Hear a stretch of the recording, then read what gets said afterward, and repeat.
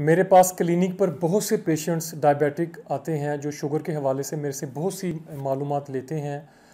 तो शुगर ऐसे लोग जो मेरे पास नहीं आ सकते या बहुत से लोग जो मुझसे फ़ोन करके या एसएमएस करके शुगर के मुतालिक पूछते हैं, तो मैं उनको एक नुस्खा बता रहा हूँ, वो उसको इस्तेमाल करें।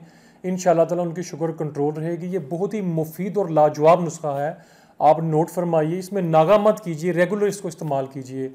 गुड़ मार बूटी, जैसा कि नाम से ही ज़ाहिर है कि ये शुगर के लिए ख़ास दवा है, ये शुगर को रोकती है। गुड़ मार बूटी आपने लेनी है 50 ग्राम, तुख्मे जामन 40 ग्राम, खुलनजान 30 ग्राम, तुख्मे मेथी 20 ग्राम।